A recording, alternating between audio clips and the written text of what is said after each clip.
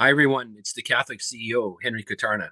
Welcome to this Exemplary Catholic Leaders series. Today, my special guest is Dan Boyd, and he is a sales representative for CSSI, which is a business tax consulting firm. And Dan is going to tell us all about it. So, Dan, how are you today? I am doing wonderful. How about you, Henry? Doing well, too. It's wonderful to see you and to have you on our podcast today. Let's start, as we promise our viewers, we get right into it quickly. Dan, tell us about the credentials. You hold some very impressive credentials. Maybe tell us about those and tell us about how you told me this in the green room before. You transitioned from ministry to business, but tell us what that was all about and how you did that and what you studied and what caused you to move. Sure, you bet. I have the benefit of having great Catholic parents and having great Catholic siblings. So I'm one of eight, and my parents did an outstanding job of helping me understand that the most important thing is faith in Jesus Christ and living as his disciple in the Catholic Church. And so I'm happy to say I've been doing that my whole life. I've made plenty of mistakes and committed, sadly, more sins than I would have liked to in that time. But by the grace of God, I think I can say I've been a faithful Catholic, if not a struggling Catholic, in the struggling in the upward direction for those years. My faith, I would say, took on a life of its own or really became personal to me when I was in high school and I went on a Eucharistic centered retreat. And that was when the switch flipped and I realized that Jesus wasn't just an idea. The Trinity wasn't just an idea, but it's a communion of persons with whom I can have a relationship. And that changed everything for me. And I remember telling a good friend of mine on the way back home from that retreat that I want to spend the rest of my life teaching people about Jesus. And went to a secular university, but got involved in a great Catholic campus ministry that was at the University of Central Florida. And my faith in Jesus was only strengthened there through great community, through great formation.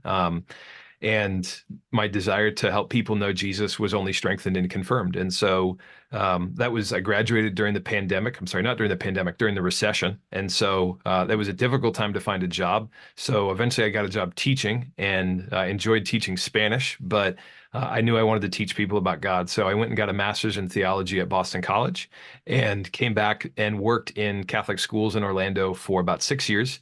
And then along the way, picked up a doctorate in educational leadership from University of Central Florida. And my goal was to work in schools or education and be maybe a superintendent. And then a position opened up in diocesan leadership to be a member of the bishop's cabinet. And I got to be involved with really handing on the faith from womb to tomb in all the parishes in the diocese. And I loved it. It was a great job. I had a great team of people.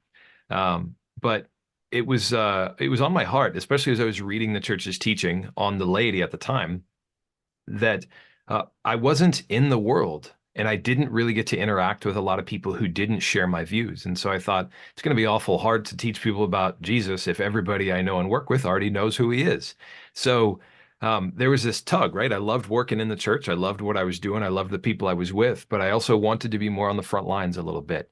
And my role, especially, was called the Secretariat for Laity, Family, and Life.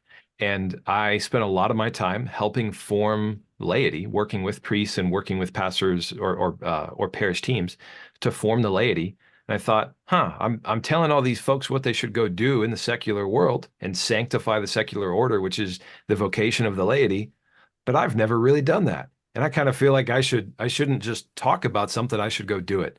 And so the Lord gave me an opportunity about a year and a half ago, and I decided to take it and initially got a part-time job working with a great Catholic consulting organization, Catholic Leadership Institute, while I was transitioning into a sales role, and then decided to go full-time with the sales role with this tax consulting agency, CSSI, and I've loved it. So I feel like this is where God wants me to be, and I'm very happy with that. Well, that's great. That transition does often occur. In a certain sense, you're saying you were preaching to the choir, if I could use that term. Yeah. But the going out into the real world is one of the reasons that the Catholic CEO is something that's on our heart, my team and I, because as you know, we want to be able to work with people that are running a business, but they want to be fully Catholic at the same time. And in your sense, if I understand correctly, then you had this background and an impressive academic foundation training, and did some good work, but now you're in the corporate world. So what is it like? You've got all this background, and now you're in the corporate world. And what's it like to try to, let's say, evangelize the world and your fellow employees, perhaps? How does that go? Do you do that? Can that be done? Yes, it can be done. It's exhilarating for me. And I wouldn't say I'm like this evangelist extraordinaire. I'm not like some of the great examples we've had of the past 30, 40, 50 years, people who just it kind of seems to come natural to, right? And people just fall into their lap and want to have a conversation about Jesus. I would say for me, it comes more through gradual relationships and Mm, not shying away from the fact that I'm Catholic, but one of the things I realized was I'm part of a networking group that is not part of my business or part of the work I do. It's people from every different walk of life. So it's actually one of the BNI groups, and I love it. I get to part of the requirements of belonging to the group are to have two one-to-one meetings a week with other members. And so one of the biggest struggles I think people find in evangelization is um, they don't ever have the opportunity to meet new people, right? You're working in an office, you know yeah. all those people, you're a known quantity. People aren't curious about you when they've known you for a long time. But when people get to know me and they want to know, hey, well, tell me about your line of work. How did you get into what you're doing? And I say, well, I spent over a decade working for the Catholic Church and first working in schools and working in leadership, and then I decided that I wanted to go work outside of the church. People are just curious about that, and Mm. it's really not confrontational at all. It's not like I feel like I have to explain to people why I did that or explain to people why I left for that matter. And nobody has been judgmental or critical of me in that. And I've enjoyed that a lot so far. That's a very positive view of the things. And so in the work that you do, it's a tax consulting firm. So you must be working then your sales, but you do you work then with clients outside of the company? And who are they? Are they business people? Are they individuals? What's their profile? And do you actually then can you evangelize in your own way in that group of people as well? Yeah, absolutely. So, what we do is we work with people who own commercial property to help them increase depreciation. And what that means is, for the folks who are familiar with the American tax system, I don't know if this is the case in Canada, but you get to write off a portion of the value of the building over the life of ownership, and that reduces your taxable income. And so that usually means I'm talking with decision makers. So for smaller companies, you know that your CFO and your CEO are usually one and the same. So if you think like a doctor who owns a medical practice, a dentist, somebody like that, they're the ones they're doing everything in their business. So I'm typically working with them. If it's a larger company, then they might have a CFO, they might have a controller. Then that's usually who I'm talking with because those are the people who understand the kind of the tax situation for the company. But at the end of the day, the decision is still going to go before a CEO or a president or somebody who has the decision-making capabilities, sometimes for very large companies. And um, that's been just very fun for me. And I would say, yeah, there's been opportunities to share my faith and share who I am. And I don't want to say, I do not take a passive approach. And I don't take the approach of like, well, I'm going to evangelize by example. I think we're called to do that and we're called to evangelize explicitly. But I also realize that what comes first is trust, and there has to be a modicum of curiosity and openness. Otherwise, any small flame of curiosity that's there will be quenched and really overwhelmed. And so I wait till I see that window and that opening, and the Holy Spirit always lets me know when that comes up. Yeah, this is a very nuanced approach, and it resonates with me very much, Dan, because I've learned over my lifetime as well that there's a time and a place, and the trust factor must be there first. Yeah. So I like that you're doing that. I want to jump just back for a moment to the depreciation thing. So yes, in the Catholic CO works both in Canada and the US, and so we're familiar with both taxation models. And one of the facts is that depreciation can also be done in the Canadian tax system as well as in the American tax system to reduce your income to the point where, but you can't reduce it below zero. You can't create an artificial loss anymore. And then there's a thing in Canada which is called the recapture of depreciation. When you sell a property, any depreciation that you've claimed has to be recaptured back into income and tax. Yeah, yeah. So I don't know if that's the same in your neck of the woods, but It is. yeah. So there's a tax treaty, and we both know this. There's a tax treaty between these different countries, and they get their story together, don't they? So there's no advantage for. But anyway, we can talk shop a lot about that sort of thing. But let me jump back then to so the evangelization of people. Now, many of the friends of the Catholic CEO and some of our clients who are trying to start a business, they want to start a side gig in perhaps anticipation of a transition from the corporate world out into the business world. Some people want to start a family business. They have a dream with their children of having a family business. And of course, we honor and we love all of that because we love business and we think you can be Catholic and successful in business. But what would be your advice, Dan? A lot of young executives are on their corporate climb in the corporate world, and they may have a family. Their spouse, their wife might be a stay-at-home mother, homeschooling or not. Sometimes they're both in careers, but eventually, inside of the corporate world, there may come a point when corporate policies might be against the Catholic faith. Yeah. So, you live in that world. What would you say to a young executive on the rise who may face trouble later on? And we all know what we're talking about there. But what would you say? What advice do you have? Great question. And while the answer a lot of people would give probably seems simple, that doesn't mean it's easy. And I probably would repeat something similar, and that the answer is simple, and that we choose Jesus. But that doesn't mean it's easy. And I think at the same time, well, we might have conflict about working for an organization that supports things that are in or that are contrary to church teaching. At the same time, we're living in a culture that is, at least in many ways, just de facto contrary to the gospel. So the economy we participate in, there's always some participation in definitely imperfect forms of business. It doesn't line up perfectly with what the Catholic Church would say. This is how people should be treated. This is the way we should do business. This is what dignity of the person demands. And so, while sometimes we might have this acute crisis of faith and say, well, my gosh, this company that I'm working for is involved in these practices. The country that you live in, the taxes that you pay, all of those are supporting things that are just as much in contradiction of our belief as Catholics. And there's a great scripture verse that I turn to at times like this. Some soldiers came to Jesus and they said, what should we do? And he didn't say, Rome is evil, therefore you have to resign from your position and go and start a rosary making business and make all of your money with that. As beautiful as that would be, I have no problem if somebody wants to do that. He said, be content with your wages and don't extort people. In other words, live as just men in society and do honest labor for what you are being paid. So if we feel as though we can not violate our conscience and continue to do the work we do, then I think there is no conflict, and we can continue to serve in those roles.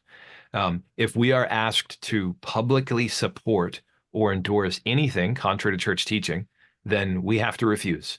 And that may be uncomfortable, and it may cost us, because discipleship is costly. And there's no other way of saying that. And I would say, let's have great trust in God to provide for us, and know that he will provide for our needs, not for excess and not for excessive wants. So you know I think a lot of people will be able to manage just fine with that advice. For any situations that are more challenging than that, where people are forced to make that decision of standing up for their conscience, or leaving a job, I'd say, one, if you've risen to the rank of executive in a company, you can probably find another job. You are a good employee, you do good work, and you're valuable. Someone else will pay you to do the same kind of work. It might be more, it might be less. But also, I wouldn't be afraid to go to human resources and say, I feel like being asked to support this is in violation of my religious beliefs, and I would ask to be supported in my freedom in that area, and just see how that goes. I think I would do that sooner rather than later, because once you've brought it up to HR, then you have that to go back to. And I think if people discriminate against you based on your religious beliefs, and you've already brought it up to HR, that gives you a more defensible position. So I'd love to hear your thoughts on that, Henry. Well, I think you've made some excellent points. And excuse me for my allergy cough that seems to be cropping up at the most inopportune moments. Um, you've made some excellent points. Do it sooner than later. Be a just and honorable person. Be fair. Don't cheat. Don't lie. You know all those things that are that are part of the Catholic faith, and give an honest day's work for the day's pay. So I like that very much. And I also feel that, in addition to your comments, I would also add that we should advise people perhaps to, if they see the signals becoming more, you know, strong and kind of tending in a certain direction, either look for another opportunity. Like you said, if you're on a rise, you're a young, smart executive on the way up in the corporate ladder, you are marketable. And so you can probably do that. You also could, in the suggestions that we make to people, is start a side gig, do something at home, start that rosary making business, or start a consulting business, or do something. Even people have said to us, women in particular who've left the corporate world, will actually go back and they'll start a crafty type business, and they'll find that to be very helpful. So you got a little bit of income, little bit of experience in the business world, and a bit of a backup. So may I add to those ideas to you? What do you think of that? Having an actual action plan of doing something that's, in continuity with what you're suggesting, but actually, tangibly doing something as well on the side. Absolutely. I love that. Like I'm in no way did I want to dissuade somebody from an entrepreneurial interest. I think that's a great idea. And I think my defense of continuing to work in the world was in no way a kind of a deference to that, but mainly saying this is not a contradiction of your Catholic faith to work for a company. Every company you work for will have sin involved in some way. And that's not to say it's a sinful company, but Yeah. we're not called to retreat from the world. We're called to sanctify that, to sanctify it. And we can only do it if we're in it. And building a Catholic business where people they can have the type of employment that Catholics can provide and should provide. What a great vocation and what a great thing to do for the world and for the church. Yeah, I think we both realize that, the not one of these. It's not an either or option. Some people feel that they're not called to do independent business. It's true. We have a diagnostic that we use. We help people to make that decision because not everyone can do that. Not everyone can have that sense of ambiguity in business. Some people are more suited to leadership roles inside of a corporate structure. So understand that both of those work. But this is the thing. Catholics, you said it, I think, best of all a few moments ago. We follow Jesus and we do what he wants us to do. And that we may pay a price. We do carry our cross. We just finished Holy Week. You and I have been talking about that. And we have to pick up our cross daily and carry it. So this is good. This is positive. Maybe I'll ask you one more question about, we're talking about the people that are in the corporate world. What about young people, let's say, coming out of college, educated, maybe business school, maybe even somebody going into a trade or a profession? Um, what would you say to them about what they might face in the corporate world? You're talking a moment ago about people that are in it. What about someone who's contemplating going into the business world or just getting their first job? What would you do differently, or would you say the same thing? Great question. I think about this a lot because people will frequently come to me and they'll say, Dan, I'm thinking about going into ministry. I'm thinking about a career in education or in youth ministry. And one of the things I want to be very clear about is it's very difficult to meet your financial needs on the salaries that those jobs afford. And I don't want to be unambiguous about that. It's hard, and I think it's very likely they simply will not pay you enough and you might think, okay, in the short term, I'm long, but you're making a long-term sacrifice. And maybe God is asking you to do that for the good of the church. But at the same time, we need men and women in the secular workforce who are sanctifying those places of employment from the top down and the bottom up, That's our calling, period. Like that's what the church says the laity are supposed to do. So you have to have a strong reason for thinking that God is calling you to do something that's different than the general call of the laity. Now, doesn't make it any easier. My first 3 years of work were in the secular world, and it was not faith friendly. And I would, similar to the way we spoke about evangelization before, remember evangelization moves at the speed of relationships. That's a quote from my friend Matt Regitz, who works for Divine Renovation. Yeah. And people need to trust you before they're willing to listen to you. And so especially if you're coming as the 22, 23, 24-year old, don't expect the people who are 40 to look to you for life advice because you're a child in their eyes. And whether they're right or wrong in that, that's how many of them will view you. So what's a realistic influence you can have on them, and be content with that.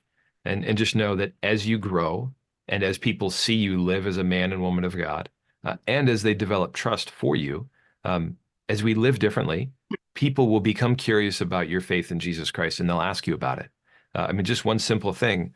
I got married at 24, which is unusual for people my age.